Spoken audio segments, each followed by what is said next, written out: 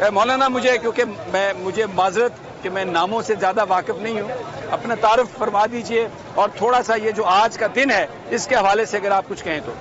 حافظ غلام عباس فیضی، ناظم اعلیٰ شمالی پنجاب اور رکن شورا اور ممبر مذاکراتی کمیٹی۔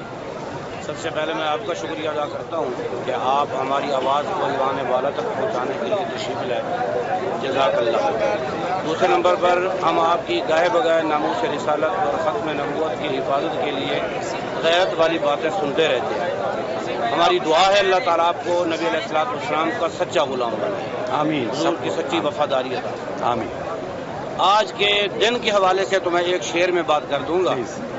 دنیا کے چاروں طرف اندھیرا ہی اندھیرا تھا، نشان نور گم تھا، ظلمتوں کا بسیرا تھا، کہ دنیا کے افق پر دفعتاً سیلاب نور آیا، جہان کنز و باطل میں صداقت کا ظہور آیا۔ حقیقت نے جس کی خبر دی وہ بشیر آیا، نذیر آیا، شہنشاہی نے جس کے پہنچوں میں وہ فقیر آیا۔ مبارک ہو زمانے کو ختم المرسلین آیا، صحاب رحم بن کر رحمت للعالمین آیا۔ ماشاءاللہ، سبحان اللہ۔ اب آپ نے یہ گفتگو سنی، یہ محبت کی گفتگو ہے، یہ نبی پاک صلی اللہ علیہ وسلم کی جو ولادت ہے اس کا جشن ہے۔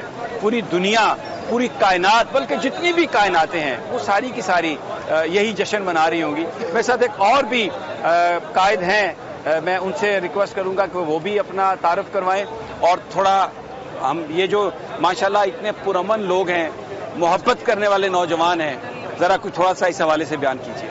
جی، میرا نام مفتی محمد عمیر الازہری ہے، میں رکن شورا ہوں اور ممبر مذاکراتی کمیٹی ہوں۔ سمی صاحب، سب سے پہلے تو آپ کا شکریہ، آپ یہاں تشریف لائے اور آپ نے ہماری رائے اور ہماری آواز لوگوں تک پہنچائی ہے۔ اللہ اس پر آپ کو جزائے خیر عطا فرمائے۔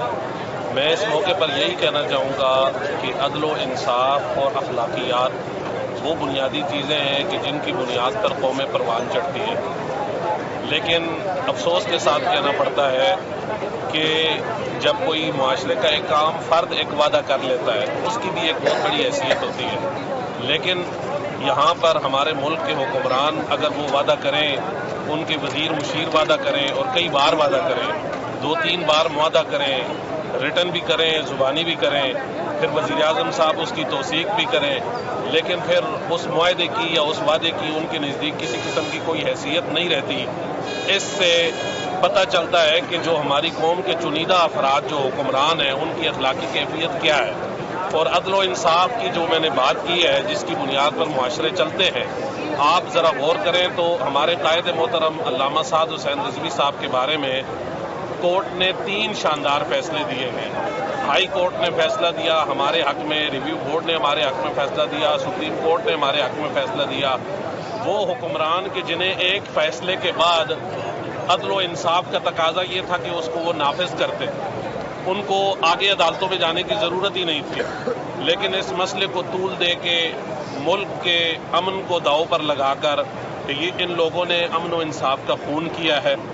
ہم اس کی شدید الفاظ میں مذمت کرتے ہیں۔ ہماری جو عدلیہ نے جو فیصلے دیے ہیں، ہم اس بنیاد پر یہاں پر بیٹھے ہوئے ہیں کہ اس بنیاد پر ہمیں ہمارے حقوق دیے جائیں۔ ایک تو ہمارے ساتھ انہوں نے معاہدہ کیا اور اس معاہدے سے مکر گئے، اور وہ معاہدہ ساری دنیا نے دیکھا کہ شیخ رشید صاحب وزیر داخلہ انہوں نے معاہدہ کیا، اس میں گورنر پنجاب سرور صاحب موجود تھے، اس میں راجہ بشارت وزیر قانون موجود تھے، اس میں اور حکومت کے وزیر مذہبی امور نور الحق قادری صاحب موجود تھے۔ سب نے ہمارے ساتھ قوم کے سامنے معاہدہ کیا، لیکن اس سے بالکل کلیتاً وہ انہوں نے منہ موڑ لیا۔ ہم اس لیے یہاں پر بیٹھے ہیں کہ ان کو وہ باتیں یاد دلائی جائیں، ان کو وہ وعدہ یاد دلایا جائے، اور عدالت کے دروازے پر جو ہم نے دستک دی ہے اور جو ہمارے حق میں فیصلہ آیا ہے اس حق کو لینے کے لیے ہم پرامن انداز میں بیٹھے ہیں، اور جس وقت تک ہمارے قائد محترم کو اور ہمارے حقوق ہمیں نہیں دیے جاتے، احتجاج اس وقت تک پرامن احتجاج جاری رہے گا۔ اچھا، یہ بڑی زبردست انہوں نے ایک بات کی ہے، پرامن احتجاج جاری رہے گا۔ رانا طاہر صاحب میرے ساتھ ہیں، ہمارے وہ تجزیہ بھی کرتے ہیں، ایشین نیوز کے گروپ ایڈیٹر ہیں۔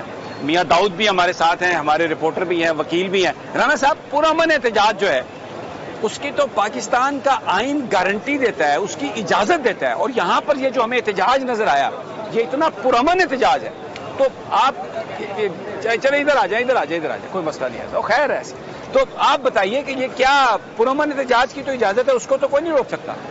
حمید صاحب بالکل آپ نے بات صحیح کی ہے کہ جو بندہ بھی آئین پاکستان کی بات کرتا ہے وہ آئین کا مطالعہ کرے، اس کے تحت پاکستان کے ہر شہری کو پرامن احتجاج کا حق ہے، اور خاص طور پہ ہمارے موجودہ وزیر اعظم جو ہے وہ تو خود احتجاجی سیاست کرتے رہے ہیں، انہوں نے کئی مہینے خود دھرنا دیا.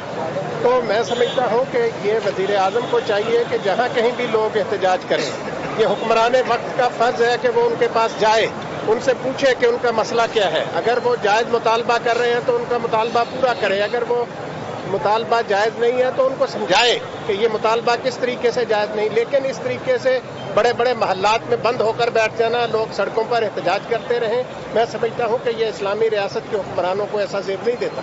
میاں داؤد، پرامن احتجاج، یہ آپ کتنے دن یہاں پہ آپ اپنے، میں نے دیکھا وی لاگ میں بھی باتیں کرتے رہے، یہاں پر یہ نوجوان ہم نے دیکھے ہیں، کوئی لٹھ نہیں ہے، کسی کے پاس کوئی تشدد کی بات نہیں ہے، بڑے اطمینان سے، بڑے سکون سے یہ نام لے رہے ہیں، چہروں پر کوئی ان کی وہ جلدی نہیں ہے، کوئی غصہ نہیں ہے، مسکراہٹیں ہیں.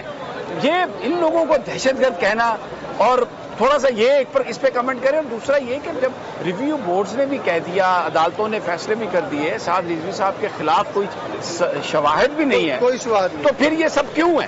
میں ذاتی طور پہ یہ سمجھتا ہوں، میں پہلے دن سے نا تحریک لبیک کے جو عدالتی معاملات ہیں ان کی رپورٹنگ کر رہا ہوں. پنجاب کے نظر ثانی بورڈ کے سامنے جب حافظ سعد رضوی صاحب کا کیس پیش کیا گیا، 10 الزامات حکومت نے عائد کیے، اور ریویو بورڈ میں 3 سینئر ججز پر مشتمل وہ ریویو بورڈ تھا. انہوں نے ایک الزام جو ہے وہ ثبوت کے ساتھ ریجیکٹ کر دیا. اس کے بعد حکومت کی 2 نمبری دیکھیں کہ انہوں نے انسداد دہشت گردی قانون کے تحت وہی الزامات لے کے پھر نظر بندی کر دی، پھر لاہور ہائی کورٹ نے اس کو سیٹیسفائڈ کر دیا.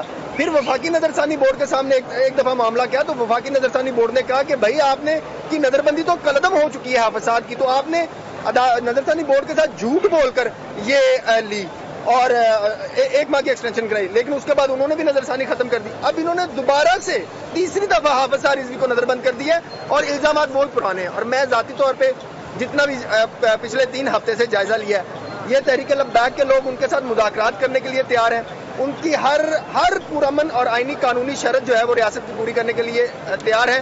لیکن میں حیران ہوں کہ دانستہ طور کے اوپر حکومت یہ چاہ رہی ہے کہ حافظ سعد رضوی صاحب کو جو ہے نا وہ اندر رکھا جائے اور تحریک لبیک کے کارکنوں کو اشتعال دلوایا جائے تاکہ ان کے خلاف ایک نئی چارج شیٹ جو ہے وہ تیار کی جا سکے. اور ان کے خلاف اب دیکھیں ان کے 26 لوگ جو ہیں وہ شہید کیے گئے ہیں، 26 لوگ شہید کیے گئے. اور اب پولیس کر کے رہی ہے، جو بھی بندہ نظر آتا ہے نا کہ یہ تحریک لبیک کا ہے اس کو 4 شیڈول میں ڈال دیتے ہیں. میں نے ذاتی طور کے اوپر ایک کیس اسٹڈی کیا ہے، 80 سال کا وہ بزرگ ہے، لاٹھیوں پر ہے، وہ چلا اس سے جاتا نہیں ہے، اور اس کا نام دہشت گردی کے 4 شیڈول میں ڈالا ہوا ہے. یعنی کہ آپ یہ دیکھیں پاکستان کے اندر وفاقی وزیر داخلہ شیخ رشید احمد صاحب، وزیر اعظم عمران خان صاحب آرمی پبلک اسکول میں بچوں کو جو ہے وہ شہید کرنے والے دہشت گردوں کے ساتھ مذاکرات کر سکتے ہیں، اس عاشق رسول کے ساتھ مذاکرات نہیں ہو سکتے. یہاں پاکستان کے اندر پارکوں میں بچوں کے اوپر حملے کرنے والے، عورتوں پر حملے کرنے والے دہشت گردوں کے مذاکرات ہو سکتے ہیں، ان عاشق رسولوں کے ساتھ مذاکرات نہیں ہو سکتے. آپ آئے ہوں گے، آپ جب سے یہاں پہ پروگرام کی کوریج کرنے کے لیے آئے ہیں، آپ کسی ایک کو بتائیں کہ بھائی میں آپ کی کوریج کرنے کے لیے آیا ہوں، یہ لوگ آپ کے ہاتھ چومتے ہیں، عقیدت کرتے ہیں، آپ کا شکریہ ادا کرتے ہیں. پچھلے 2 ہفتوں سے یہاں پہ دھرنا ہو رہا ہے، ایک پتہ نہیں ٹوٹا. میں روز یہاں سے گزرتا ہوں، یہاں پہ تحریک لبیک کے لوگ، ایک یہاں پہ 70 سال کے بزرگ ہیں، وہ بیچارے صبح ڈیوٹی کر رہے ہوتے ہیں اور ٹریفک سیدھی کروا رہے ہوتے ہیں. اب بتائیں وہ دہشت گرد ہے؟ یہ بات بالکل صحیح ہے میاں داؤد کی. سبسکرائب کریں اور بیل دبائیں تاکہ کوئی خبر رہ نہ جائے.